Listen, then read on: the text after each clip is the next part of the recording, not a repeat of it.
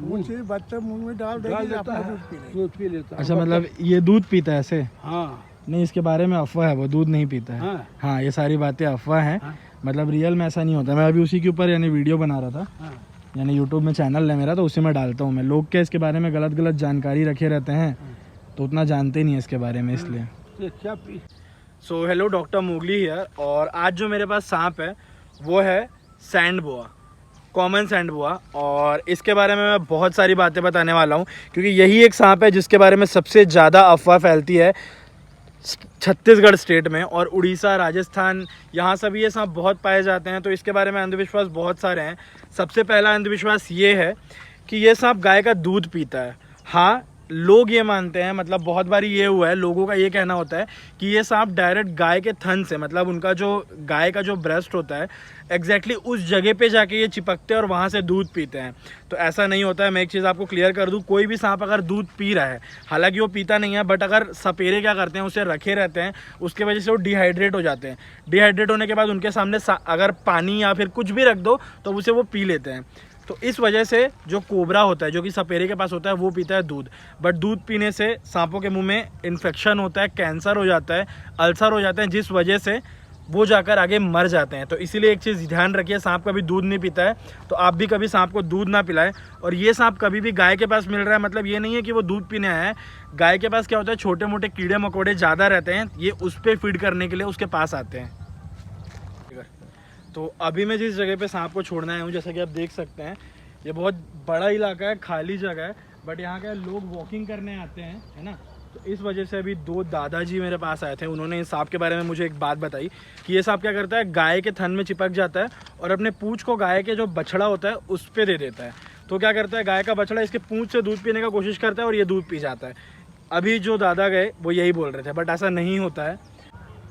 मुझे बच्चा मुंह में डाल देगी अपना दूध पी लेता। अच्छा, मतलब ये दूध पीता है ऐसे? हाँ नहीं, इसके बारे में अफवाह है, वो दूध नहीं पीता है। हाँ। हाँ, ये सारी बातें अफवाह हैं। हाँ। मतलब रियल में ऐसा नहीं होता। मैं अभी उसी के ऊपर यानी वीडियो बना रहा था, हाँ। यानी यूट्यूब में चैनल है मेरा, तो उसी में डालता हूँ मैं। लोग क्या इसके बारे में गलत गलत जानकारी रखे रहते हैं, तो उतना जानते नहीं है इसके बारे में, इसलिए। क्या पी ये नहीं, कुछ नहीं है, छोटे मोटे जानवर कीड़े मकोड़ों को खाता है, और कुछ नहीं। आप इसको कहाँ से लाए? मैं इसको रेस्क्यू करके लाया हूँ, अभी छोड़ूंगा यहाँ पे। अच्छा। हाँ,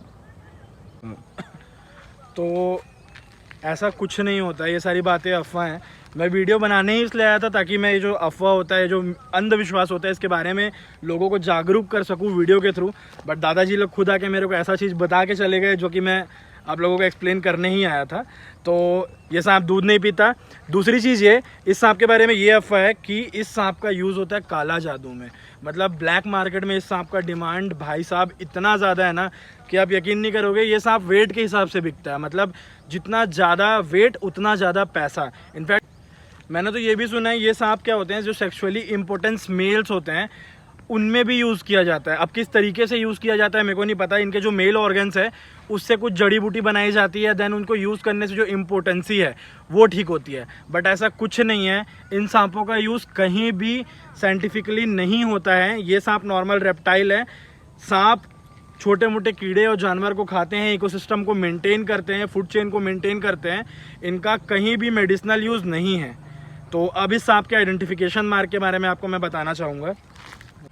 तो जैसे कि आप इस सांप को अभी देख पा रहे हैं, ये है वो सांप। तो ये सांप अजगर के जैसा दिखता है, पैटर्न जो बॉडी में है अजगर के जैसे दिखने वाले हैं, बट ये अजगर होता नहीं है।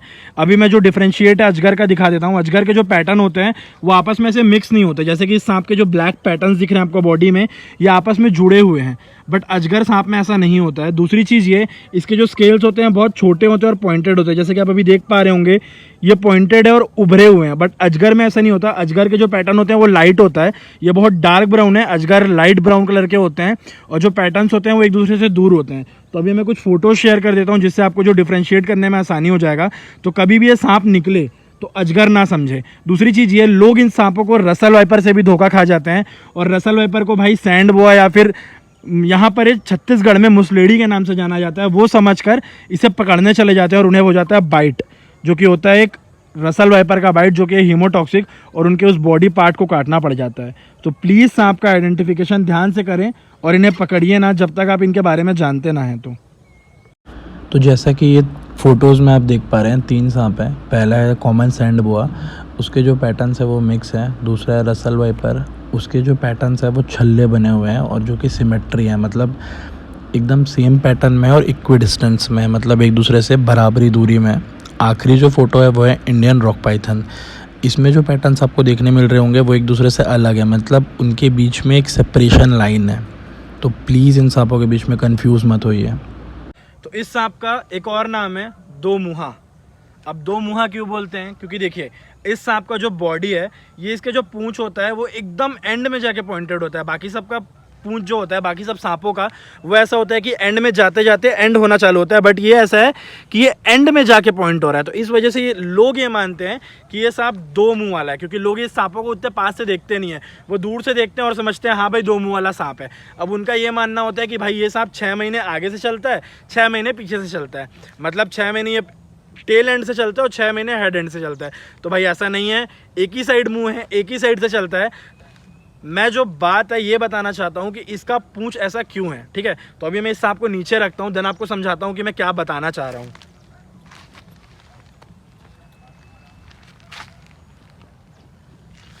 तो जैसा कि आप देख पा रहे हैं, ये जो सांप है इसका ये मुंडी है और ये पूंछ है, ठीक है। तो अब क्या है, जब कोई बड़ा जानवर इस पे फीड करने आएगा तो वो क्या सोचेगा कि भाई इसका मुंडी तो ये है, तो वो क्या करेगा, यहाँ अटैक करने की कोशिश करेगा और ये क्या करेगा, इन रिटर्न अटैक अपने मुंह से करेगा। इस वजह से इस सांप का जो सर्वाइवल है एनवायरनमेंट में बढ़ जाता है। तो ये क्या करते हैं, अपने पूंछ को अपने हेड की तरह मिमिक करके अपने जान को बचाते हैं अपने से सुपीरियर किसी भी एनिमल से। तो ये ऐसा नहीं है कि इसका दो मुंह है या फिर ये आगे से चलता है ये पीछे से चलता है, ऐसा कुछ नहीं है। ये सांप बहुत स्लो होते हैं, उतना तेज़ रिएक्ट नहीं करते हैं, इसलिए लोग इसे मार देते हैं। और दूसरा, इसे अजगर या फिर रसल वाइपर ना समझिए, ये अजगर या रसल वाइपर है नहीं। देख सकते हैं ये बहुत स्लो होते हैं, बहुत ज़्यादा स्लो। इनका मूवमेंट बहुत स्लो होता है, मतलब ये एक जगह से दूसरे जगह जाने में बहुत टाइम लेते हैं, इसलिए इंसानों के नज़र में आ जाते हैं और इंसान इन्हें मार देते हैं। तो इसी का एक क्लोज रिलेटिव होता है जो कि होता है रेड सैंड बोआ। उसका डिमांड काला जादू में बहुत ज़्यादा है, साथ में इस सांप को भी यूज़ किया जाता है। तो जो बाबा होते हैं, जो तांत्रिक होते हैं, वो इन सांपों का यूज़ कैसे करते हैं? तो वो क्या करते हैं, इन सांपों का डिमांड करते हैं जो भी उनके पास इंसान आया रहता है उससे, कि भाई तुम इस सांप को अगर ले आओगे तो उनका जो भी इलाज है वो इन सांपों के थ्रू वो कर देंगे। तो ऐसा नहीं होता है, प्लीज़ इन सांपों को खरीदना बेचना ये सब ना करें, इलीगल है। 1972 एक्ट के अंडर अगर पकड़ा जाओगे तो अनबेलेबल एक्ट लगेगा, जेल हो जाएगा। तो कभी भी ऐसे गलत उसमें मत आइए।